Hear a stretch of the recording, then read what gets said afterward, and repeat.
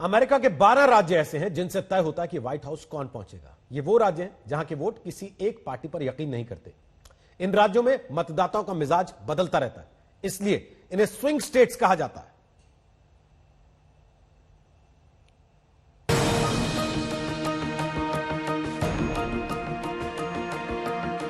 हर 4 साल में अमेरिकी राष्ट्रपति के चुनाव में जिसकी बार बार चर्चा होती है वो है अमेरिका के लिए swing states.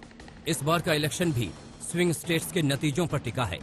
In swing states का मतलब होता है ऐसे राज्य जहां दोनों पार्टियों में कोई भी जीत सकता है, ऐसे राज्य जहां किसी एक पार्टी के समर्थक नहीं होते हैं, जहां किसी एक पार्टी के लिए वोटर समर्पित नहीं होते हैं, ऐसे राज्य जहां पर दोनों कैंडिडेट्स ज्यादा जोर लगाते हैं।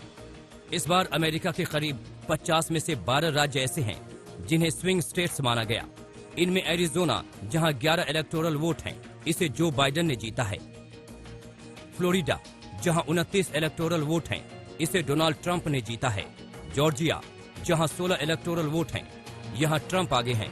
टेक्सास जहां 38 इलेक्टोरल वोट हैं, ये राज्य डोनाल्ड ट्रंप ने जीता है। पेंसिल्वेनिया जहां 20 इलेक्टोरल वोट हैं, यहां ट्रंप आगे हैं। विस्कॉन्सिन जहां 10 इलेक्टोरल वोट हैं, यहां बाइडेन जीते हैं।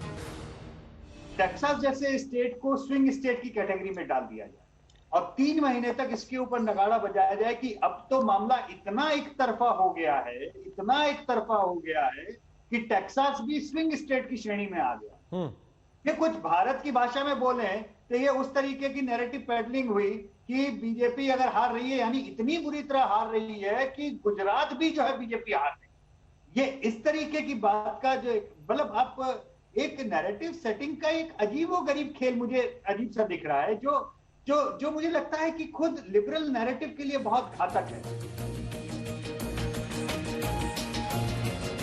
अमेरिका के 50 राज्यों में 45 राज्यों के नतीजे घोषित हो चुके हैं। इनमें 22 राज्य बाइडेन के पक्ष में गए हैं और 23 राज्य ट्रंप के पक्ष में गए हैं। अमेरिका में कांटे की टक्कर अब खास तौर पर 4 राज्यों में सिमट गई है और यहीं से फैसला होगा। इनमें Nevada, north Carolina, Georgia, Michigan और पेंसिल्वेनिया शामिल हैं।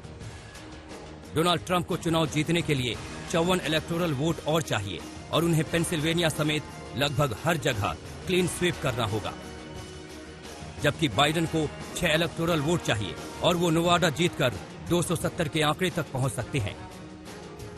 आज तक ब्यूरो।